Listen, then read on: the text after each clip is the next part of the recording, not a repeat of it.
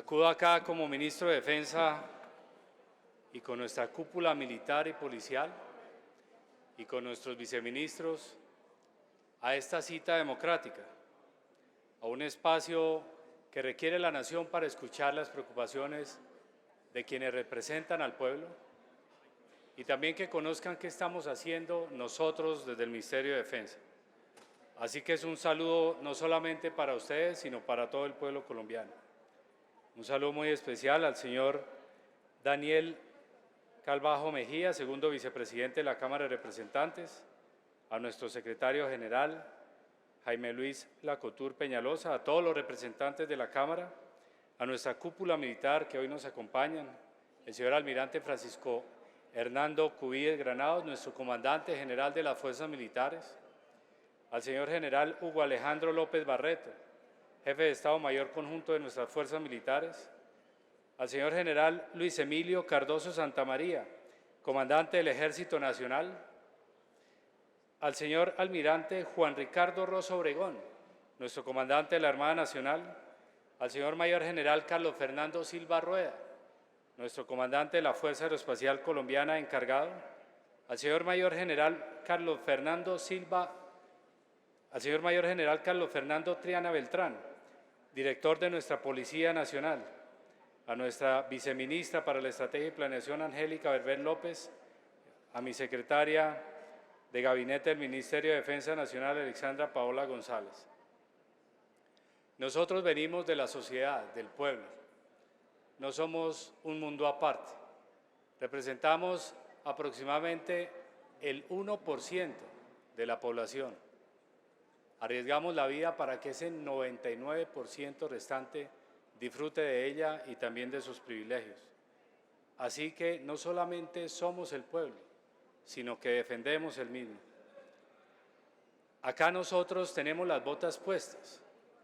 35 años estuve vistiendo el uniforme militar y ahí aprendí que hay que esforzarse por serlo más y por aparentarlo menos. También hice un juramento de bandera que queda impregnado para toda la vida y es inclusive dar mi vida por ustedes, pero tal vez desde otra esfera, como ministro de Defensa Nacional. Y eso me recuerda a una oración patria que dice: Colombia, patria mía, te llevo con amor en mi corazón, creo en tu destino y espero verte siempre grande, respetada y libre. Y el respeto va también a los símbolos y a las oraciones, como la oración patria. Les voy a mostrar una información cruda, tal como la vemos nosotros. Si no reconocemos el problema, pues va a ser imposible solucionarlo. Definitivamente consideramos que la seguridad tiene un impacto en toda la actividad de una nación. Y lo hemos llamado como el círculo virtuoso de la seguridad. Que si tenemos mejor seguridad, pues uno tiene mejor inversión, produce desarrollo, pero también genera un bienestar. Y aquí hemos escuchado que el país está acabado, pero podemos verlo en las cifras. 2.7% de crecimiento del PIB en el segundo trimestre del 2025. Reducción del desempleo en 1.4% a julio del 2025. La pobreza multidimensional se redujo en 0.6%. Nadie va a pasear donde sea peligroso. El turismo se incrementó en 6.6%.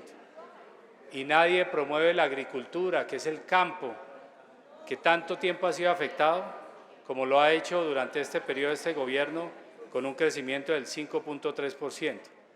En todas las diapositivas van a encontrar las fuentes de estos datos. Si no las encuentra, son directamente del Ministerio de Defensa.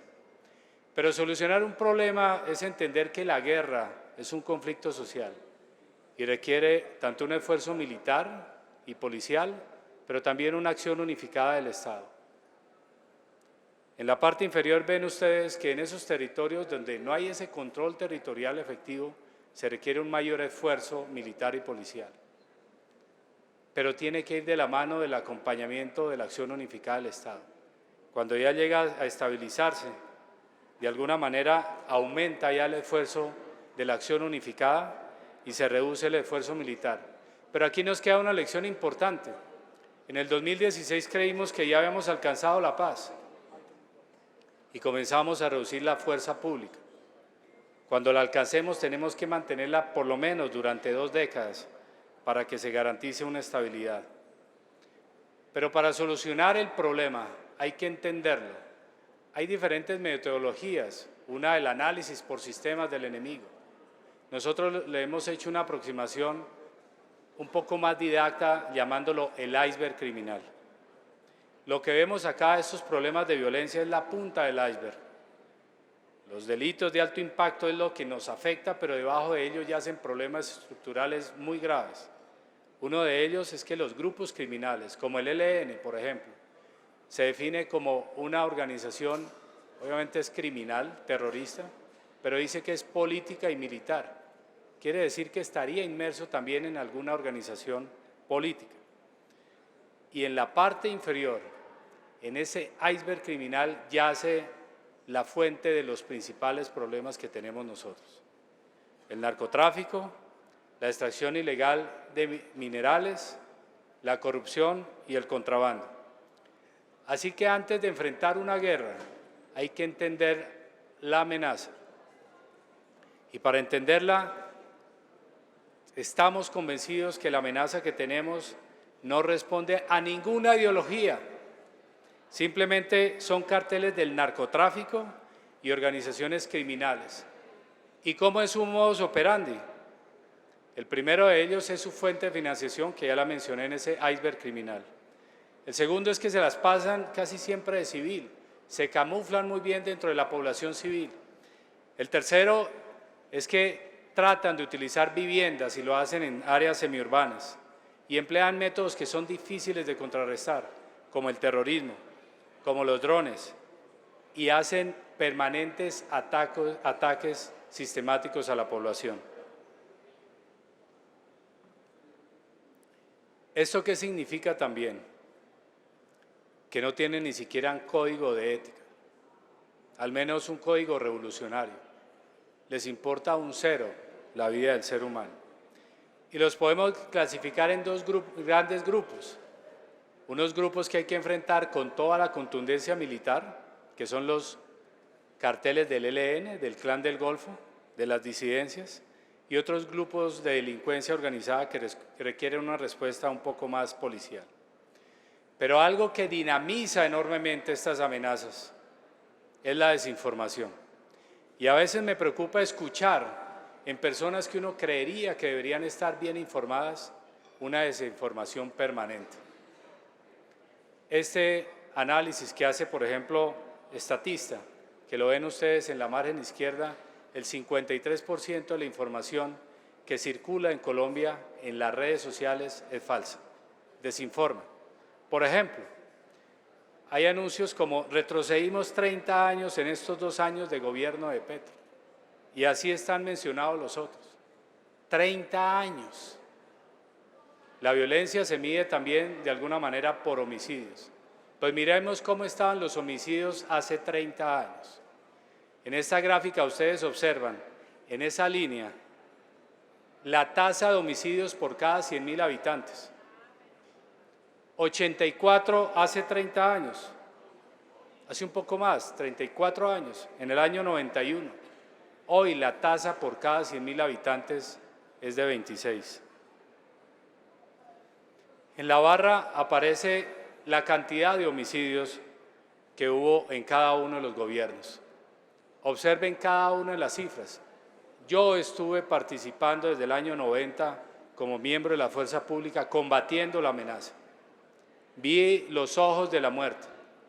Arriesgué la vida por colombianos que tal vez nunca me den las gracias. Y eso es lo que siguen haciendo nuestros militares y policías.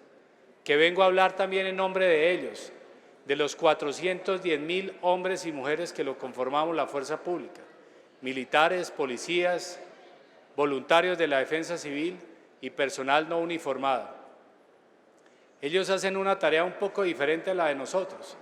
Se levantan cada mañana y van allá a arriesgar su vida tal vez algunos son conscientes que no pueden regresar nuevamente a su casa y lo hacen con total convicción. Hablo en nombre de ellos.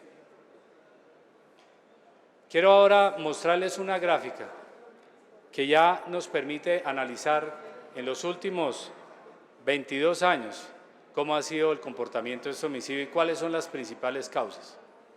Aquí en la parte superior vemos nuevamente la línea de la tasa por cada 100.000 habitantes. Las barras es la cantidad de homicidios y la línea roja, quiero que le pongan mucha atención, es el porcentaje de homicidios por sicariato. Si vemos en el 2003 era un 7%, hoy en día ya es un 67%.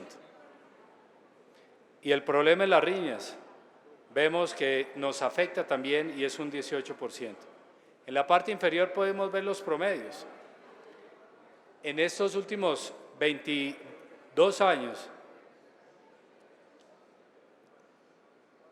la tasa promedio o el promedio anual de homicidios era de 14.604.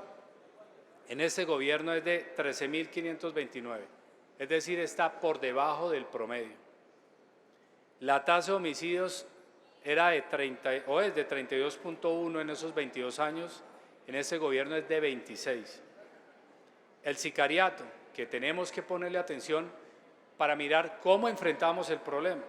Aquí tenemos un desafío supremamente importante, un desafío que se llevó la vida de uno de nuestros senadores de la República. Y vemos cuáles son las principales causas tanto del homicidio tanto del sicariato como de las riñas.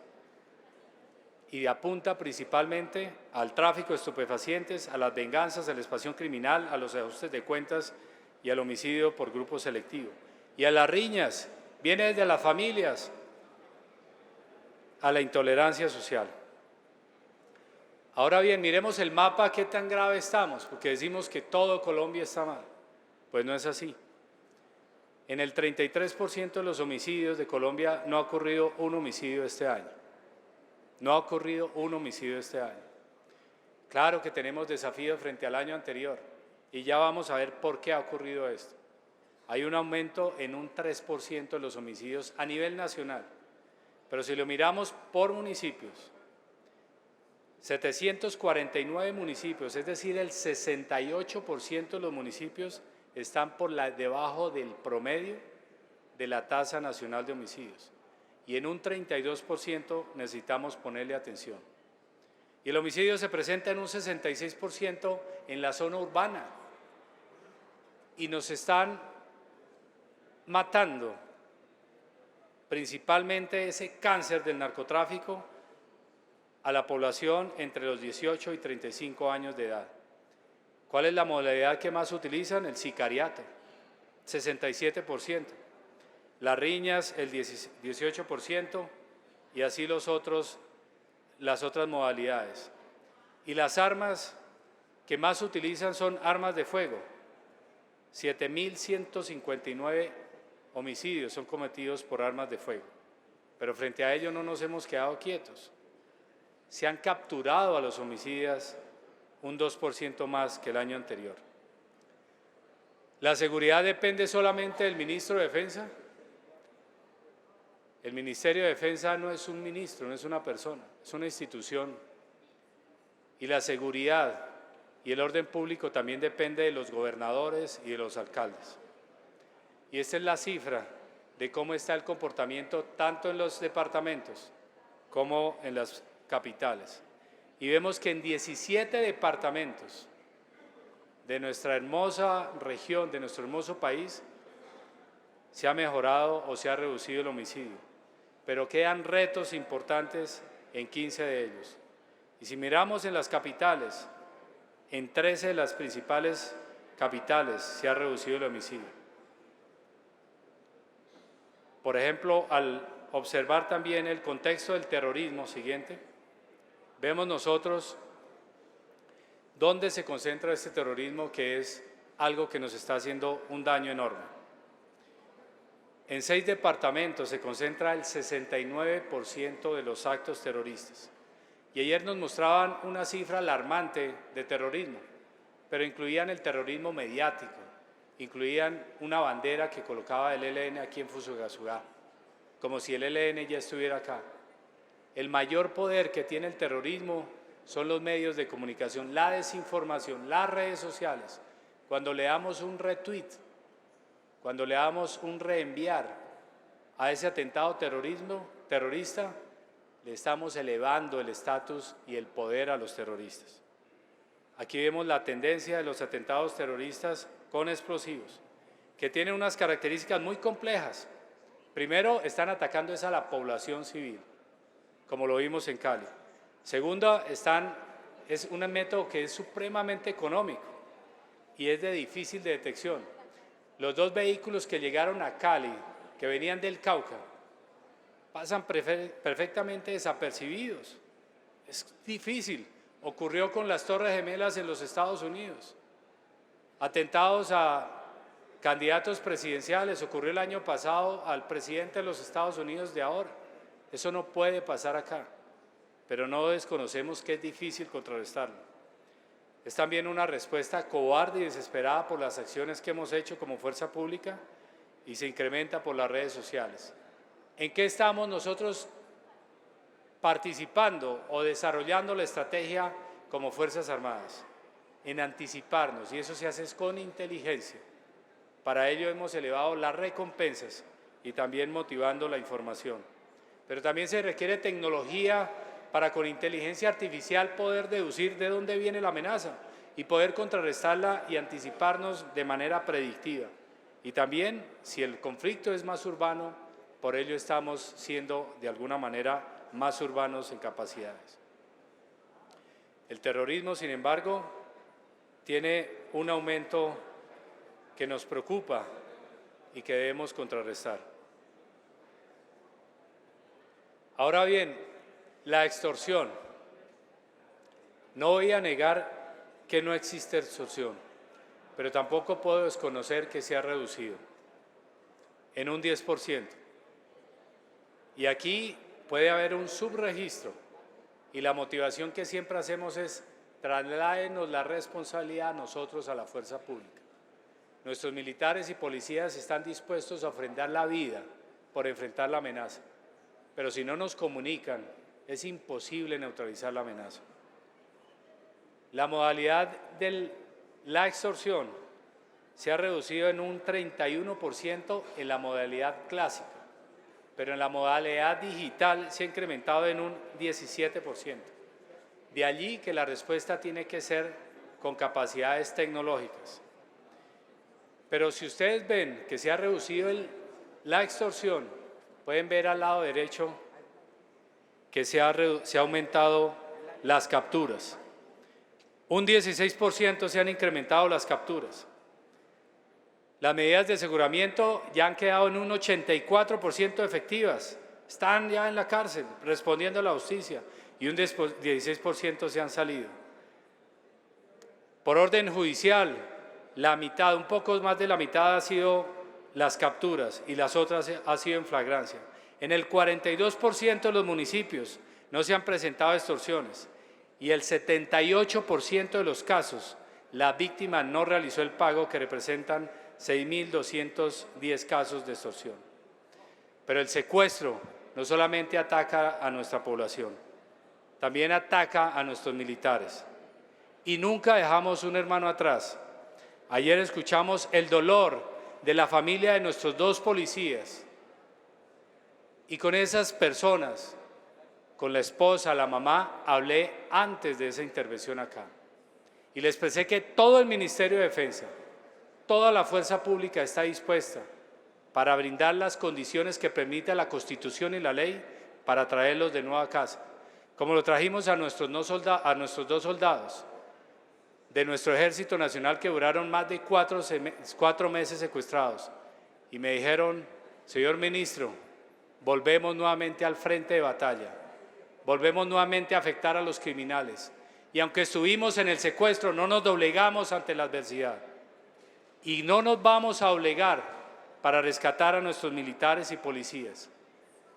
Quiero llamar la atención sobre 2 militares que están ahí, que fueron los 2 únicos que fue posterior a un combate, que es nuestro soldado Jason García y nuestro soldado Brian Ruiz en Cumbitara, Nariño. Ellos fue en combate, pero los otros 5 fueron mientras estaban de permiso o mientras estaban desplazando. Aquí no se habla de retenciones, esto es secuestro. Nadie le ha dado ninguna autoridad al ELN. En ningún lado de la Constitución Política de Colombia dice que puede existir cualquier grupo criminal, como las disidencias, como el ELN, como el Clan del Golfo. En ningún lado. Y por ello aplaudo que entre todos los combatamos. Pero también hay una tragedia enorme en el secuestro de civiles. Siguiente. Al quitarle las economías buscan explotar en nuestros civiles ese uso ilegal del dinero. Un 44% se ha incrementado el secuestro de civiles. 207 hemos liberado, 44 hemos rescatado, 13 continúan en cautiverio, 4 murieron en cautiverio y 3 se fugaron. En el 92% de los municipios, en 1.017 municipios del país, no se han presentado secuestros. Hemos capturado a 557, 188 en flagrancia. En el 50% de los casos de cautiverio no ha excedido las 24 horas. Es una respuesta supremamente rápida. En el 70% de los casos es atribuida a la delincuencia común. Y hemos evitado el pago de 124.000 millones de pesos. Si nos pasan la responsabilidad a nosotros podemos desarticular a estos criminales. Y por ello la estrategia se enfoca en 3 áreas importantes. La primera de ellas es que activamos grupos focalizados contra el secuestro, 7 gaulas. Y eso fue creado en este nuevo gobierno. Lo que estoy diciendo lo conoce el presidente de la República, porque cada semana nos reunimos con él. Ayer estuvimos alrededor de unas 4 horas analizando temas de seguridad. Y aquí se ha hablado muy claramente de la Constitución Política de Colombia. Y yo no tengo ningún color político, yo tengo simplemente la convicción de la seguridad. Pero también reconozco que hay un comandante supremo en las Fuerzas Armadas y que ejerce la dirección de la fuerza pública directamente o a través del ministro de Defensa. Y él es el presidente de Colombia. Pero también se requiere enfocar el esfuerzo en controlar el espectro electromagnético. Aquí requerimos medidas contundentes. ¿Cómo es posible que permitamos que por darles derechos a todas las personas se amplíe el derecho aún más a la extorsión? Yo no entiendo por qué ha sido imposible. En mi lógica, entiendo y respeto las leyes escritas a través de este Congreso. Pero uno pide hacer un bloqueo en una cárcel del espectro electromagnético y dicen que no, porque afecta a 3 a 5 personas que viven al lado. Pero entonces permitamos que sí, el 100% de los delincuentes que están ahí sigan extorsionando. Pero encontraremos la fórmula en tecnología para ello y estamos trabajando muy fuerte en ello. Y promovemos la denuncia al 147 o al 165, no importa si se incrementa, y aquí tengo que venir a un debate o al control que ustedes decidan para mostrar que se han incrementado esas denuncias, pero lo importante es que no se materialice la extorsión. Ahora bien, ¿y cómo se siente una persona en la calle? Uno lo puede ver de alguna manera en la actividad comercial. El hurto se ha reducido en todas sus modalidades, como ven en la gráfica.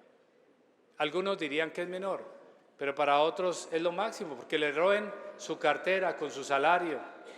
Es como si le robaran el trabajo de casi un año. Se ha reducido en todas sus modalidades. Y eso ha repercutido, por ejemplo, si uno ve el hurto a comercio, que se ha reducido en un 33%, es que las ventas se aumenten. Un 17.9% aumentaron las ventas. Ahora bien, ¿quién está detrás de estas amenazas? ¿Qué actores criminales hay?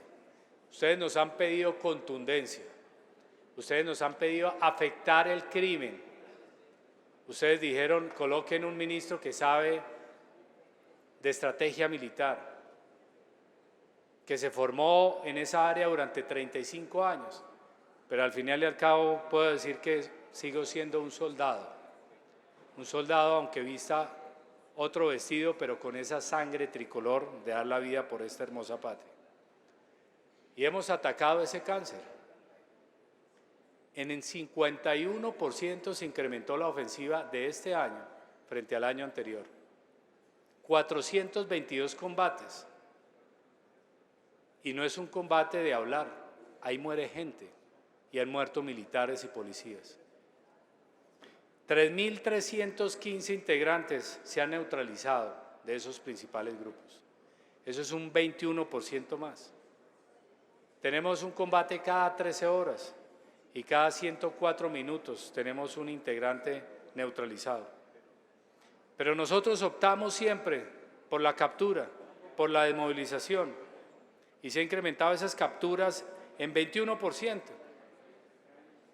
Los sometidos, los desmovilizados, que son 797, que son los números más grandes, en un 14%.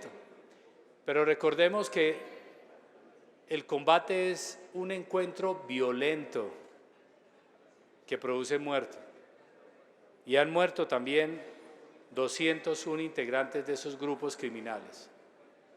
O es la vida de ellos, o es la vida de nuestros militares o policías, o peor aún, de nuestros campesinos. En un 90% se incrementaron. En algún momento recuerdo que dijeron algunas personas que estamos con las manos atadas o que no se le ha permitido actuar a la fuerza pública. Cuando uno combate un cáncer, lo mira por un análisis de sistema. Y dentro de esos sistemas hay 6 subsistemas. Uno de ellos es el mando y control. ¿Quiénes son los cabecillas importantes? Y que son los más peligrosos. Es como llegarle a un ministro, a un presidente, a un general.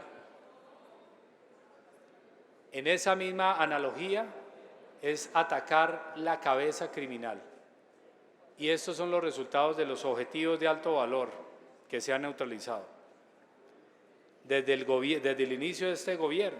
Pero no solamente el nivel más alto, sino también objetivos que son los que le dan la estructura, que son 29 más. Estos criminales ya no le están haciendo daño aquí a Colombia. Estos criminales han sido neutralizados por la fuerza pública, que nunca ha parado de defender a los colombianos. Siguiente.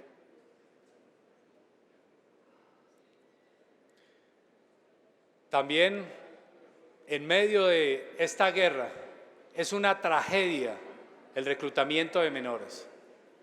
Me duele que recluten a un niño para llevarlo a la violencia. Es como si le arrancaran a uno un hijo. Y hemos reducido el reclutamiento de menores en un 43% en este año comparado con el año anterior. Aquí mencionaron que siguen reclutando, pero ¿por qué no mencionan esto también? Que hemos reducido la tragedia casi a su mitad y la intención es llevarla a cero. Y los principales criminales reclutadores de menores, vamos detrás de ellos. Al comienzo les hablé del cáncer, del iceberg criminal, y aquí se habló también de lo que es la desertificación, del problema de las drogas. Pero mientras exista la demanda, pues es imposible eliminar la oferta. 316 millones de personas en el mundo consumen droga. Y particularmente algunos dicen que se trataría de, si uno educa a la persona, pues tendría mejor índice de seguridad. Particularmente en los países que más consumen droga, tienen las mejores universidades. Entonces no es un tema de educación, es un tema de cultura. Y en la lucha contra las drogas podemos ver entonces cómo ha sido la erradicación y también el crecimiento de los cultivos. Acá quiero que por favor nos detengamos y que aquí cumpliéndole la cita que ustedes nos pidieron y que estamos aquí dándole la cara a nuestro país, podemos ver en esa gráfica tres colores importantes. El primero, el verde, es la aspersión aérea, que terminó en el 2015. El rojo, la línea roja, es la erradicación terrestre, que lo hacen nuestros valientes policías y en algunos casos nuestros valientes militares. Y esa sombra son los cultivos de coca. Fíjense, en el 2013 habían 48.000 hectáreas de cocaína, de coca, que a propósito, la coca es algo ancestral. Aquí vino alguien de otro continente y le aplicó unos químicos y la convirtió en un veneno, en cocaína. Y miren cómo pasó al 2016. Pasó de 2013 con 48.000 hectáreas cultivadas a el 2016 146.000 hectáreas cultivadas. Si lo compara uno con el año anterior, fue un crecimiento del 52%. Luego creció un 17%, se redujo un 1.2%, luego un 9%, luego se redujo un 7%. Pero miremos en el 2020, del 2020 al 2021, aumentó en un 43%. En este gobierno, que lo recibió en agosto del 2022, aumentó en un 13%. Y en el siguiente año aumentó en un 9.8%. Quiere decir que ese crecimiento, esa rata rápida de crecimiento que tenía, se redujo. Y vemos en la línea roja de la erradicación que la proyección que tenemos ahorita es de erradicar 30.000 hectáreas y ya llevamos 11.891 hectáreas. Pero aquí no se trata de erradicar por erradicar, porque convierte uno a los cultivadores en nómadas. Miren la cifra 2021, se erradicaron 103.000 hectáreas y aumentaron en un 43%. Y aumentaron fue en áreas protegidas por el medio ambiente y aumentaron en zonas aún más difíciles de acceder. Pero si lo miramos desde el nivel de la sustitución, que no es sustituir una mata, sino una economía, produce resultados favorables. Y a esos países que vimos atrás les pedimos que no compren coca o a los consumidores, sino que más bien compren cacao. La lucha contra las drogas en este gobierno, y hablando de este periodo, es que vemos ahí la incautación de la coca. Vemos ahí la cocaína, cuánto ha incrementado su incautación, la pasta o base de coca y los laboratorios. Eso está hasta el 2024. Pero si miran en la parte inferior y comparando el mismo periodo del año anterior, hemos incautado 700 toneladas de cocaína, un 8% más que el año anterior. ¿A cuánto equivale eso? A 450 millones de dosis letales de coca para los países consumidores, que ya no van a estar allá. Así que cuando un militar combate o un policía neutraliza el narcotráfico, no solamente lo hace por Colombia, sino lo hace también por el mundo. Son héroes y heroínas no solamente nacionales, sino también globales. Y unos dicen también que han crecido los cultivos y por eso entonces incauta más. Ya mostramos ahí anteriormente que la rata de crecimiento de los cultivos se redujo. Pero es que también neutralizamos, destruimos aún más los laboratorios, un 24% más, y transformamos el territorio adecuadamente. Pero la lucha contra el crimen organizado no puede ser solamente Colombia, también se requiere una alianza internacional. Por eso estuve la semana pasada en el Reino Unido, buscando fortalecer una alianza multinacional contra el crimen organizado transnacional, que no reconoce fronteras, y por ende la respuesta debe ser de cooperación internacional. Estos son los capos de alto impacto extranjeros que se han capturado. de 11 nacionalidades y gran parte de ellos han sido capturados acá. Decir esto en PowerPoint es muy fácil. Yo tuve la oportunidad de estar en el combate, vi también heridos, pero tal vez este pequeño video les haga una idea de lo que enfrenta un militar y un policía que da la vida por todos nosotros. Siguiente. Esto ocurre a diario, en todos los lugares de Colombia, planeando, preparando, ejecutando la operación.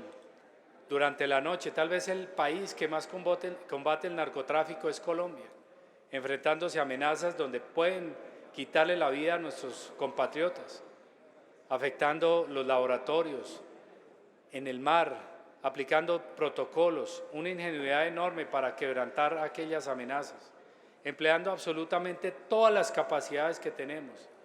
Y que si me preguntan que si necesitamos más, la respuesta es que sí.